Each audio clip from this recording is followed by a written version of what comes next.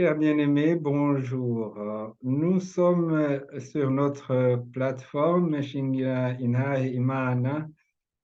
Aujourd'hui, nous avons une invitée, c'est inhabitué de notre plateforme.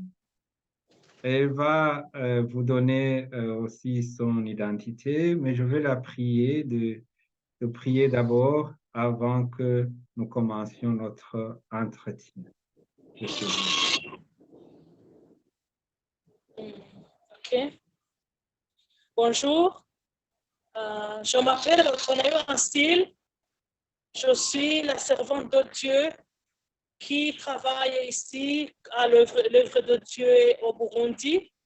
Et puis, je suis une femme leader qui dirige les femmes au niveau de notre communauté de l'Église Emmanuel. Alors, nous allons partager la parole de Dieu, mais tout en commençant par la prière. On va d'abord prier.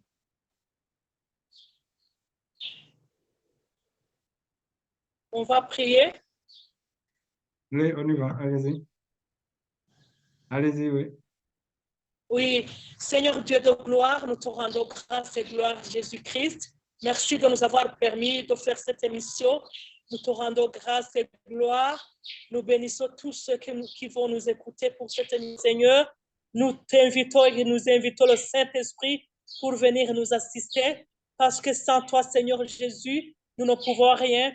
Toi-même, tu l'as dit aux disciples qu'on ne peut rien sans toi. Seigneur, nous ligotons tous démons qui pourraient venir nous attaquer. Nous ligotons tout esprit mauvais qui pourrait venir nous distraire.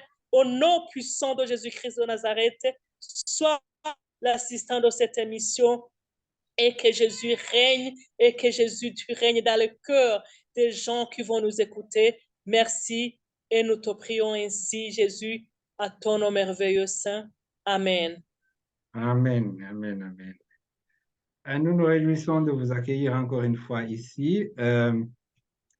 Madame Ansil, elle est Merci. très active, elle annonce la parole de Dieu et nous parvenons à l'entendre à partir du Burundi. C'est à peu près 10 000 kilomètres de Bonn où je me situe, mais je crois aussi qu'aux États-Unis et euh, aux États-Unis d'Amérique et en Australie, en Nouvelle-Zélande, en Chine, comme en Afrique du Sud ou en Argentine. Je crois qu'il y a eu beaucoup de gens qui l'ont déjà entendu. Maintenant, nous l'avons invité pour venir ici nous parler. Chaque jour, elle nous dit, Jésus revient, Maranatha. Je voudrais qu'elle nous parle un peu de ce qui s'est passé. Nous la connaissons effectivement depuis pour moi, c'est peut-être 3 ans. C'est à partir d'un témoignage qu'elle a donné sur ce qui s'était arrivé, ce qui s'était passé avec elle en Tanzanie, où elle a vu la main de Dieu. Est-ce que vous pouvez nous mettre dans le bain avant de parler de autre chose? Oui, merci beaucoup. J'ai rencontré Jésus il y a très longtemps, à peu près plus de 35 ans ou 40 ans. Et puis, depuis que j'ai rencontré Jésus, j'ai grandi dans la parole de Dieu. J'ai grandi en étant impliqué beaucoup dans l'œuvre du Seigneur. Mais c'est à partir de ces 3 dernières années que je me suis vraiment impliquée corps et âme et à temps plein, je dirais. Parce qu'avant, j'avais un travail, j'enseignais à l'université, là où je donnais les cours d'anglais et les cours de communication, comme j'ai master en communication et je fais autre master en droit du commerce international et aussi je faisais aussi les cours d'anglais parce que j'ai la licence agrégée en éducation anglaise. Alors, après ces 3 dernières années, c'est là où j'ai vraiment eu une rencontre personnelle avec Jésus-Christ. Ça venait d'où j'étais partie à Arusha pour faire le master en droit du commerce international. C'est là où j'ai rencontré beaucoup de gens qui ne croient pas au nom de Jésus-Christ. C'était les gens que nous étudions ensemble et puis, mais qui avaient vendu leurs âmes au diable, qui étaient des satanistes et des frimaçons, en d'autres mots. Alors, quand je commençais à les prêcher de Jésus-Christ, c'est là où ils ont commencé à me poursuivre pour me tuer. Si vous voulez le témoignage, je l'ai donné en Kirundi. Il y a 5 chapitres de ce témoignage. Ça passe et ça dure au moins plus de 5 heures. Alors, quand j'ai vu cette expérience, c'est que Jésus vraiment m'a secouru parce qu'à ce moment, quand je lui parlais de Jésus pour se repentir, c'était un message clair que Jésus m'avait donné, que Jésus revient bientôt. De dire aux gens de se tenir prêts, en fait, d'être prêts pour l'enlèvement de l'Église, l'enlèvement de l'épouse du Christ. Quand j'aurais prêché de Jésus-Christ, parce que son nom Jésus-Christ dérange le monde, dérange beaucoup de gens. Ils ne voulaient pas m'entendre. Ils ont voulu me poursuivre pour me tuer, mais me voici que je suis encore en vie parce que Jésus-Christ lui-même que je témoignais m'a secouru et m'a protégé. C'est là où alors j'ai commencé à prêcher la bonne nouvelle de Jésus-Christ en disant aux gens de se tenir prêts. Quand je dis toujours Maranatha, Jésus revient, je vais leur mettre en garde qu'il ne faut pas vraiment aimer beaucoup son monde parce que son monde est en train de prier avec ses désirs. J'invoque et puis j'appelle à la repentance pour que tout le monde puisse croire au nom de Jésus-Christ de Nazareth. C'est ça. Alors, le thème central de mon message, c'est de se repentir et de marcher selon la volonté de Dieu et de porter le fruit du Saint-Esprit, en fait, d'être toujours prêt pour recevoir la venue de Jésus-Christ quand il viendra prendre son épouse de son Église. Merci. Merci beaucoup. Ici, vous parlez de satanistes. Il y a les païens. Est-ce que c'est différent, les païens, les incroyants, les incrédules et les satanistes? Est-ce qu'il y a une différence? Oui, il y a une différence parce que parmi les satanistes, on peut voir même qu'il y a des chrétiens qui ont été baptisés, mais qui travaillent pour Satan, qui travaillent au compte de Satan, non pas au compte de Dieu, le Dieu créateur du ciel et de la terre, le Dieu d'Abraham, de Jacob et d'Isaac. Parce que c'est notre Dieu de référence. Parce que beaucoup disent Dieu, Dieu, mais quel est ce Dieu? Quel est ce Dieu? C'est le Dieu, je suis le Dieu d'Abraham, le Dieu de Jacob. Donc, beaucoup qui se disent même chrétiens, beaucoup qui se disent même qu'ils travaillent pour Dieu. Il y en a ceux qui ont fait des contrats avec Satan pour détruire son monde et en retour, le diable leur donne le pouvoir avec ses promotions mondaines, mais sans toutefois être des vrais serviteurs de Dieu. Parce que ça ne suffit pas de parler de Jésus-Christ, mais il suffit qu'on parle du nom de Jésus-Christ et qu'on met en pratique tous les ordres que Dieu nous a donnés. Merci. Euh, c'est- oui, j'ai suivi votre témoignage en Kirundi où vous dites que on vous a donné du poison, on allait vous Oui. tuer et ce n'était pas une fois, mais vous avez invoqué le nom de Jésus-Christ et le poison n'a pas pu vous tuer.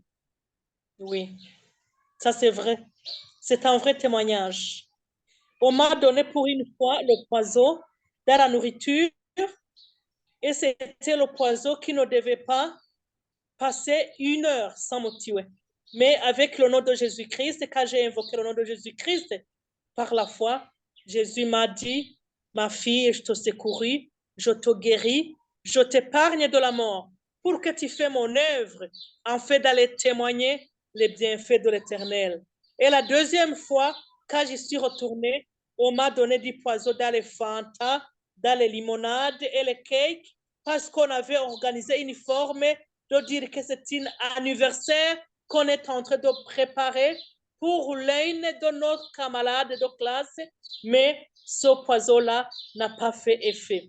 Et puis, il y avait d'autres incantations et d'autres invocations de leur pouvoir satanique qu'on nous lançait, les sorts et les incantations et d'autres choses qu'on faisait pour nous, mais ça n'a pas tenu. Tous ces plans-là du diable ont échoué jusqu'à ce que Jésus nous secourisse. Et puis, quand il m'a secouru, il m'a dit, je t'ajoute les jours, ma fille, en cils, pour que tu vas témoigner, dire réellement que Jésus existe et que l'enfer est réel et que le ciel aussi est réel, en fait de travailler pour mon royaume et de dire aux autres de quitter le royaume du diable et de rejoindre le royaume de Dieu, le royaume de Dieu, je veux dire au vrai Dieu, le Dieu d'Abraham, le Dieu d'Isaac, le Dieu de Jacob. Donc, Dieu m'a épargné de la mort. Moi, on m'aurait enterré, et je devais être enterré en 2021, mais Jésus m'a secouru, m'a rajouté des jours. Amen. Par sa grâce. Amen, Oui, amen. amen. Et qu'est-ce qu'il vous a demandé de nous dire? Le message central, le thème du message, c'est de dire aux gens que Jésus revient. Si on lit en Apocalypse, ça dit partout, quand on a lu avec ces lettres-là, les lettres que Jean a écrites à cette église d'Éphèse, chaque fois, ça terminait en disant Jésus revient. À partir du chapitre 3 de l'Apocalypse, à partir du chapitre 3 de l'Apocalypse, avec les 7 lettres qui ont été écrites à cette église d'Éphèse, ça commence au chapitre 2. La première lettre a été écrite à l'église d'Éphèse. La deuxième lettre a été écrite à l'église de Simroun. Chaque fois, ça dit à la fin que celui qui a des oreilles entende et que l'Esprit dit aux églises, à celui qui vaincra, je donnerai à manger de l'arbre de vie qui est dans le paradis de Dieu. Et puis, à la fin de la lettre, à la fin de la lettre de Simroun, ça nous dit que celui qui a des oreilles entende ce que l'Esprit dit aux églises. Celui qui vaincra n'aura pas à souffrir la seconde mort. Et après, ça nous dit, à la fin de la lettre qui a été écrite, troisième lettre a été écrite à Pergame, ça dit, de même, toi aussi, tu as déjà attaché pareillement à la doctrine de Nicolaïte. Répands-toi donc, sinon je viendrai à toi bientôt et je les combattrai avec l'épée de ma bouche.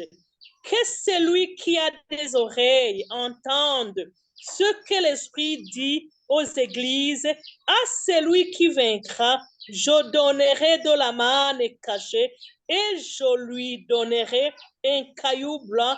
Et sur ce caillou est écrit un nom nouveau que personne ne connaît si ce n'est celui qui le reçoit. À la lettre de l'église de Thyatire, c'est 4e lettre. Toujours on lit les dernières lettres. Le dernier verset, verset 24. À vous et à tous les autres de Thyatire qui ne reçoivent pas cette doctrine et qui n'ont pas connu les profondeurs de Satan, comme il les appelle. Je vous dis, je ne mets pas sur vous d'autres fardeaux, seulement ce que vous aurez retenu, ce que vous avez, retenez-le jusqu'à ce que je vienne. À celui qui vaincra et qui gardera jusqu'à la fin mes œuvres, je donnerai autorité sur les nations. Il les pètera avec une verge de fer comme on brise les vases d'argile, ainsi que moi-même j'en ai reçu le pouvoir de mon Père, et je lui donnerai l'étoile du matin. Que celui qui a des oreilles entende ce que l'Esprit de Dieu dit aux églises. Et puis, même chose que l'église de Sardes. Toujours, l'Esprit fait appel aux gens. Que celui qui a des oreilles à entendre, parce que Jésus revient pour prendre son église. Alors, comme l'ordre suprême que notre Seigneur Jésus-Christ avait donné aussi aux disciples, à Matthieu 28, si nous lisons l'épître de Matthieu, que Matthieu a écrit au chapitre 28, il les avait donné le grand commandement. Qu'est-ce qu'il les a dit? Matthieu, chapitre 28, on va lire le chapitre 28 de Matthieu et puis nous allons écouter quel est le commandement que Jésus a donné à ses disciples au verset 19. Matthieu 28 au verset 19. Allez, faites de toutes les nations des disciples, les baptisant au nom de Jésus-Christ et enseignez-leur à observer tout ce que je vous ai prescrit. Et voici, je suis avec vous tous les jours, tous les jours, jusqu'à la fin du monde. Donc, Jésus-Christ a donné l'ordre à ses disciples d'aller et faire toutes les nations ses disciples, parce qu'en d'autres mots, Maranatha, Jésus revient pour prendre son église. C'est ça le message que j'ai pour les gens, c'est le message de la repentance, le message de se réconcilier avec Jésus-Christ pour que quand il viendra prendre son église, nous allons être prêts pour aller ensemble avec lui dans le royaume des cieux. Merci. Vous parlez de son Église, que Jésus revient pour prendre son Église. Et nous avons ici, nous le savons, même dans nos voisinages, dans notre voisinage, il y a des gens qui ne connaissent pas Jésus-Christ ou qui n'ont pas affaire avec lui.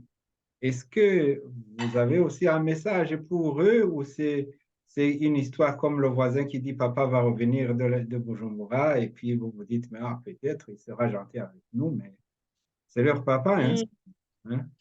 Oui, le message que j'ai pour ces gens-là qui ne croient pas au nom de Jésus-Christ, c'est que, et si je dis l'Église, ce n'est pas les quatre murs ou les dénominations où nous allons célébrer la messe le dimanche ou bien aller prier, faire la communion fraternelle avec les frères et sœurs.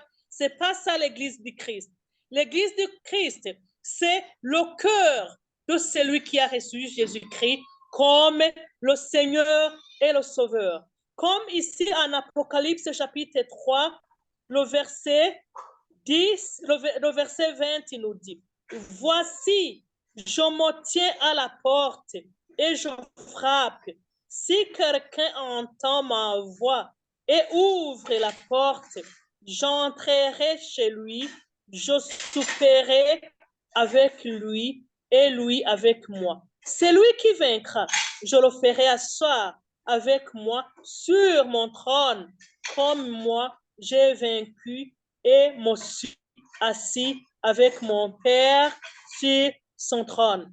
Que celui qui a des oreilles entende ce que l'Esprit dit aux églises. Voilà alors cette recommandation ou bien cette obligation que Jésus donnait à tout le monde, qu'il est en train de frapper. Si quelqu'un n'a pas encore connu Jésus, c'est maintenant ou à jamais de le recevoir parce qu'il est en train de frapper. Même maintenant, nous sommes en train de partager cette parole de Dieu. Jésus qui frappe à sa porte et il dit, il n'entre pas par force. Il entre si quelqu'un ouvre et dit, Jésus, j'ai essayé les désirs de son monde. J'ai essayé de fabriquer ma vie comme je l'entends.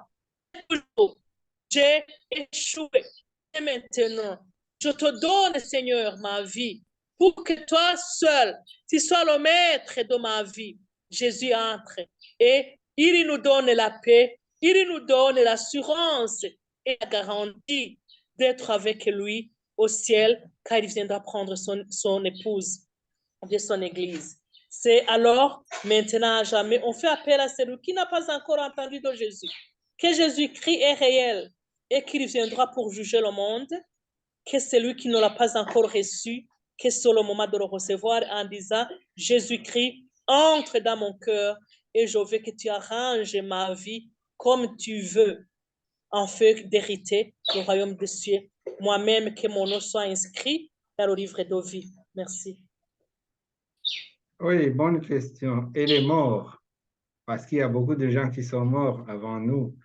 S'il vient aujourd'hui, il va prendre ceux qui sont corrects avec lui. Et les morts, que deviendront-ils? Les morts vont être ressuscités. Ah, les morts vont être ressuscités. Les morts qui sont morts en Jésus-Christ ressusciteront en premier. Ce sont eux qui vont entendre la trompette d'abord. Oui, comme on nous dit ici, en Apocalypse chapitre 20, à partir du verset 4, ça nous dit, et je vis des trônes, et à ceux qui s'y assirent, fut donné le pouvoir de juger, et je vis les âmes de ceux qui avaient été décapités à cause du témoignage de Jésus et à cause de la parole de Dieu, et de ceux qui n'avaient pas adoré la bête ni son image, et qui n'avaient pas reçu la marque sur leur front et sur leurs mains. Ils y revinrent à la vie et ils régnèrent avec Christ pendant 1000 ans. Les autres morts, donc ceux qui reviennent à l'enlèvement, au premier à l'enlèvement, ce sont les morts qui sont morts en Christ. Mais écoutez le sort des autres morts qui ont rejeté la parole de Dieu. Quel est leur sort? C'est écrit au chapitre 20, le verset 5. Les autres morts ne revinrent point à la vie jusqu'à ce que les 1000 ans fussent accomplis. C'est la première résurrection. C'est-à-dire qu'il y aura la première résurrection. Il y aura aussi la deuxième résurrection. Parce que la Bible continue à nous dire, heureux et saints ceux qui ont part à la première résurrection, la seconde mort n'a point de pouvoir sur eux, mais ils seront sacrificateurs de Dieu et de Christ, et ils y régneront avec lui pendant 1000 ans. Alléluia. Voici le sort des morts qui sont morts en Jésus-Christ. Même si je meurs aujourd'hui, Papa Hilaire, vous m'entendez mourir, ou bien vous mourrez en Jésus-Christ, vous serez ressuscité avec lui pour venir régner avec Christ pendant 1000 ans. Parce que si quelqu'un meurt et il meurt en Jésus-Christ, il ne se termine pas. Non, c'est-à-dire qu'il se repose. Il est là. Son esprit est vie. C'est le corps-là qui part. Et si le corps part, il y a l'esprit qui va directement chez le Créateur pour attendre le jugement de Dieu. Mais il se repose. Quand la trompette de Dieu sera sonnée, il va ressusciter pour régner avec Christ. Mais les autres qui meurent sans connaître Jésus-Christ, dans le péché en d'autres mots, ils ne ressusciteront pas à la première résurrection. Ils vont rester dans la tombe, leurs corps vont pourrir comme les autres, mais leur esprit va continuer à être tourmenté dans les temps de feu, en fait d'attendre le dernier jour, le jour du jugement final, là où Dieu va mettre le procès. Chaque créature, chaque personne qui a été créée par Dieu, parce qu'il sera jugé selon les œuvres qu'ils auront faites. Voilà le sort des morts qui n'ont pas reçu Jésus-Christ. Ils sont condamnés à perpétuité, mais les morts qui sont morts en Jésus-Christ,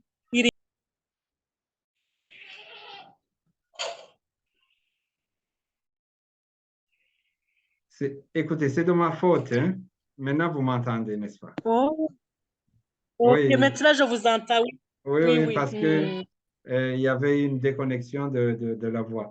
Je disais que Ok. il y a des gens qui ont apparemment entendu ou qui ont même reçu le Seigneur et qui ces derniers temps ont écouté une voix qui leur a dit, écoutez, allez, vous euh, laissez mourir de faim et puis jusqu'à ce que le Seigneur Jésus-Christ vienne vous trouver dans cet état. Et il y en a parmi eux qui sont morts. Qu'est-ce qui risque de se passer avec eux? Bon, on ne sait pas ce que Dieu fera, mais d'après les Écritures, qu'est-ce qui risque de se passer avec ces gens-là? Hmm. Oui, je sais qu'il y a beaucoup de gens qui sont en train d'être trompés. Il y a des faux prophéties. Il y a des faux prophéties. Il y a aussi des faux enseignants, de faux prophètes qui déroutent les gens.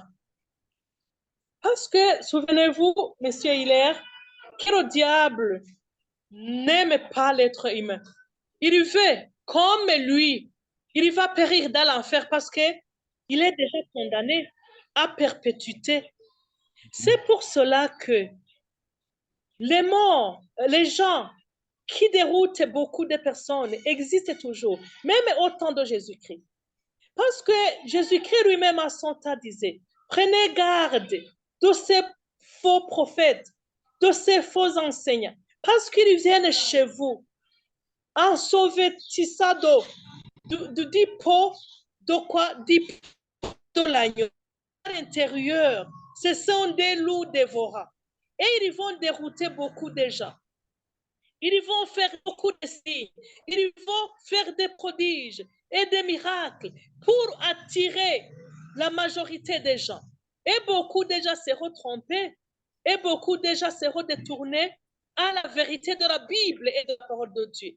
Alors, les gens qui sont mal informés, ou bien les gens qui ne sont pas informés, qui ne sont pas enracinés dans la parole de Dieu, ce sont ces genres de gens qui acceptent d'être déroutés par les gens qui ont une mission satanique pour tromper et faire tomber plusieurs âmes dans l'enfer.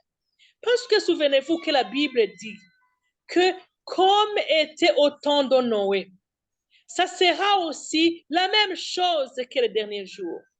Parce qu'au temps de Noé, les gens mangeaient, buvaient, se mariaient, faisaient tous les travaux qui existaient sur terre jusqu'à ce que Noé entre dans l'eau, dans le bateau, et puis le déluge est venu pour décimer la terre. Et aussi au temps de Sodome et de Gomorrhe, aussi les gens continuent à faire les travaux et ils continuent aussi à pécher jusqu'à ce que le feu est descendu du ciel pour venir consumer les gens des incrédules qui avaient rejeté la parole de Dieu. Alors, Jésus donnait ce parallélisme pour nous dire que même ce temps-là, quand Jésus reviendra pour prendre son épouse ou son église, les gens qui auront cru à son nom, ils vont trouver que les gens, il sera le jour, les autres, toutes les activités continueront à être opérées. Il va trouver les gens en vaquant à leurs activités quotidiennes. C'est-à-dire quoi? C'est-à-dire qu'on ne dit pas, Jésus n'a jamais dit aux gens d'arrêter de travailler, n'a jamais dit aux gens d'arrêter de faire leurs activités, leurs travaux quotidiens pour l'attendre, aller à la montagne en disant va à la montagne, c'est là où je suis, va à cette montagne, c'est là où vous allez me trouver. Non, non, non, non, non. Jésus a dit clairement à ses disciples, vous allez continuer à vaquer à vos activités parce que personne ne connaît ni le jour, ni l'heure, ni le temps, mais ni même l'année. C'est-à-dire que Jésus-Christ viendra le jour où personne ne s'attendait pas. C'est pour cela que ces gens-là qui déroutent les autres personnes en disant va jeûner jusqu'à mourir, fais le jeûne jusqu'à la mort, ils seront jugés conformément à la parole de Dieu. Parce que ici en Apocalypse même, chapitre 20, verset 11, c'est là où ça nous dit ce qui concerne du jugement dernier. Puis je vis un grand trône blanc et celui qui était assis dessus. La terre et le ciel s'enfuirent devant sa face. Il ne fut plus trouvé de place pour eux. Et je vis les morts, les grands et les petits, qui se tenaient devant le trône. Des livres furent ouverts et un autre livre fut ouvert. C'est lui qui est le livre, c'est lui qui est le livre de vie. Et les morts furent jugés selon leurs œuvres d'après ce qui était écrit dans ces livres. La mer rendit des morts qui étaient en elle. La mort et le séjour des morts rendirent les morts qui étaient en eux, et chacun fut jugé selon ses œuvres. Et la mort et le séjour des morts furent jetés dans les temps de feu. C'est la seconde mort, les temps de feu.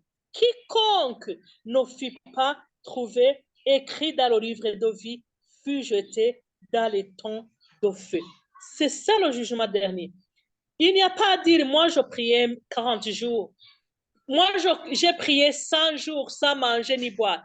Est-ce que vraiment ces gens-là qui sont en train de prier, ils sont en train de prier en vérité, en esprit? Est-ce que leurs noms sont inscrits dans le livre de vie? Parce que celui qui ne sera pas trouvé dans le livre de vie, il sera jeté dans les temps de feu, comme la Bible vient de le déclarer. Alors, ces gens-là qui déroutent les autres, ils seront jugés concernant à ce que Dieu a dit. Si leurs noms ne seront pas trouvés dans le livre de vie, ils seront condamnés à perpétuité. C'est ça, c'est dommage aussi. C'est vraiment dommage, mais il y a quelques années, j'ai déjà entendu des gens qui disent, oui, bon, il faut adresser tes doléances ou comment on peut appeler ça, ta prière pour que l'homme de Dieu ou la femme de Dieu prie et la personne dira, attendez, je vais aller sur la montagne pour parler avec Dieu. Avez-vous déjà entendu parler de ça? Les gens qui montent sur la montagne pour rencontrer Dieu, c'était Oui, au temps de Moïse, quand c'était au royaume de Dieu, quand c'est Dieu lui-même qui dirigeait le peuple israélite. Mais maintenant, Dieu est partout. Comme Jésus a dit à la femme samaritaine quand il est rencontré au puits, quand il était entré, il était allé rencontrer cette femme samaritaine. C'est là où la femme samaritaine commence à dire non, nous, notre temple, c'est la montagne, c'est Jérusalem, c'est patata parara. Mais Jésus lui dit, femme, si tu connaissais celui qui est en train de te demander l'eau à boire, toi aussi tu allais lui demander de te donner l'eau de vie. Parce que le temps vient où les adorateurs, les vrais, Jésus a dit cela, les vrais adorateurs adorera Dieu en vérité et et en en esprit. hein, hein. Oui, c'est pas monter sur la montagne où vous rencontrez Dieu, même dans votre maison, dans votre chambre. Si vous êtes dans votre chambre de maison, même dans votre n'importe où, vous êtes dans le train, vous êtes dans la voiture, vous êtes dans l'avion, à pied, vous pouvez invoquer le nom de Jésus-Christ et il va vous exaucer. Il n'est pas sur les montagnes, Je il ne est sais pas. partout. Et vous croyez parce que, oui, Je ne sais pas s'il y a de ces montagnes, mais j'en ai entendu parler dans les pays voisins. Il y a des gens qui vont là-bas, et en Ouganda ou ou ailleurs. J'ai déjà entendu qu'il y a des montagnes où ils vont prier pour rencontrer Dieu. Hein. Hmm. Non, non, ça sont des tromperies aussi. C'est une façon, si on peut faire le pèlerinage, par exemple, quelqu'un peut se retirer s'il veut être loin des dérangements. C'est par exemple, si vous avez des petits-enfants, vous dites, peut-être que les enfants vont me déranger, je me déplace, je vais dans une autre chambre, je ferme ma porte, ou bien je me déplace, je vais faire la retraite quelque part pour que je sois loin des gens, pour que je sois loin des enfants, par exemple. Si c'est ça dans son but, je peux accepter. Mais si c'est dans le but de dire que c'est là où, exactement où c'est la montagne de Dieu, où il y a Dieu, c'est pas vrai. Parce que vous voyez comment Jésus parlait à ces femmes. On peut lire, c'est en Jean chapitre 4, Oui. au verset 23. C'est là où Jésus dit, mais l'heure vient. D'abord, au verset 20, ça dit, nos pères, la femme était en train de discuter avec Jésus-Christ en lui disant, nos pères ont adoré sur cette montagne et vous dites, vous, que le lieu où il faut adorer est à Jérusalem. Donc, il commence à dire, voilà, ce sont les places où Dieu est là, dans la montagne, à Jérusalem. Femme, lui dit Jésus, crois-moi, l'heure vient où ce qui sera, où ce ne sera ni sur cette montagne, ni à Jérusalem que vous adorerez le Père. Vous adorez ce que vous ne connaissez pas. Nous adorons ce que nous connaissons, car le salut vient des Juifs. Mais l'heure vient, c'est alors ce que je voulais dire aux gens. L'heure vient et elle est déjà venue où les vrais adorateurs adoreront le Père en esprit et en vérité. Car ce sont là les adorateurs que le Père demande. Dieu est esprit et il faut que ceux qui l'adorent en esprit et en vérité. Vous voyez, Monsieur Hilaire, ce que les gens trouvent sur les montagnes, ce sont les démons. Quand le monde a été souillé, les démons, c'est là où on disait, OK, on va faire les rituels sataniques sur les montagnes, surtout, les démons aiment les montagnes et les rivières.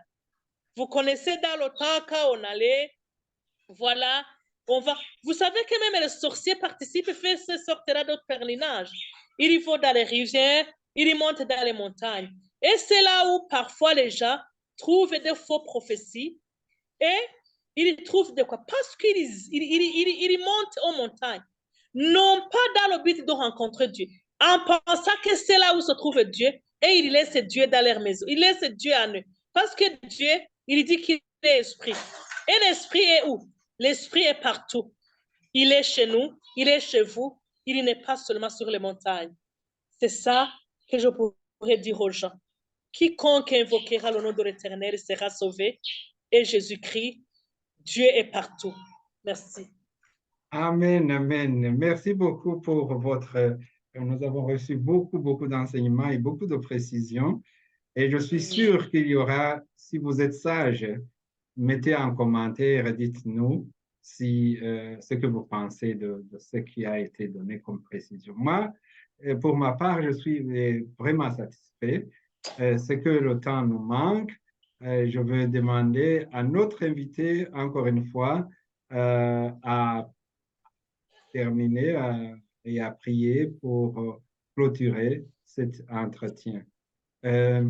Nous aurons certainement besoin de vous la prochaine occasion. Et nous, nous allons vous appeler pour vous proposer, conformément au temps qui sera disponible.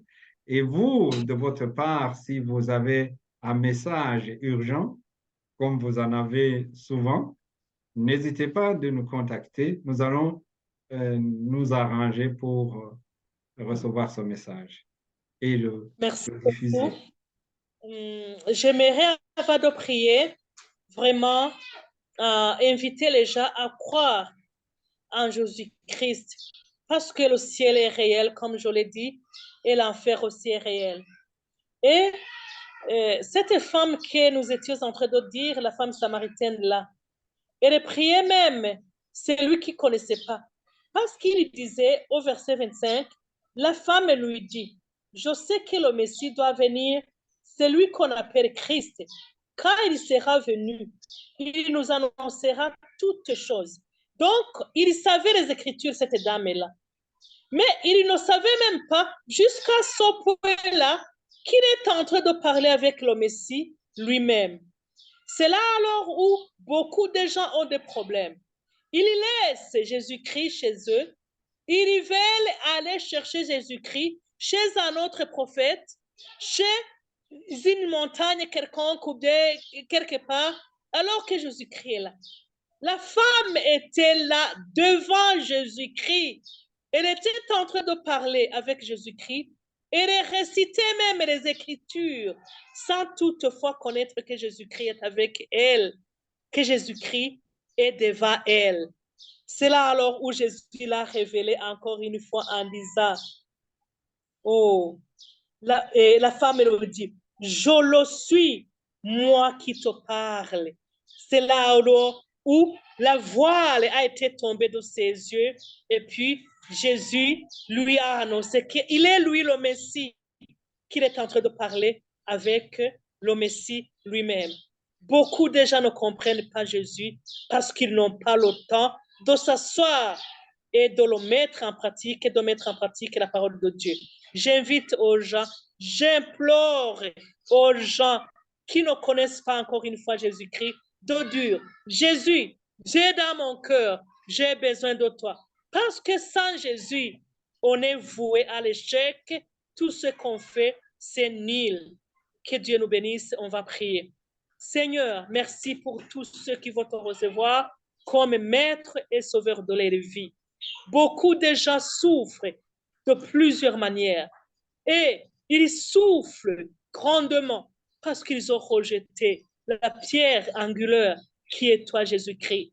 J'invite aux gens, je prie à tous ceux qui sont en train de nous écouter pour qu'ils te reçoivent comme leur maître et sauveur. Jésus, merci du salut que tu vas accorder à tes enfants, à ton nom merveilleux Jésus-Christ. Nous avons ainsi prié. Amen. Amen. Amen. Nous te remercions infiniment pour ce temps que tu as voulu disposer, que vous avez voulu disposer pour nous, disponibiliser pour nous. Donc, à la prochaine et salutations à votre famille et aux membres de votre communauté. Nous les entendons souvent en sourdine, mais nous savons très bien qu'ils prient pour nous et nous les aimons beaucoup. Il faut leur dire cela. Amen. Que Dieu vous bénisse aussi. Merci beaucoup. Merci. Au revoir. Au revoir. À la prochaine. Amen. Amen.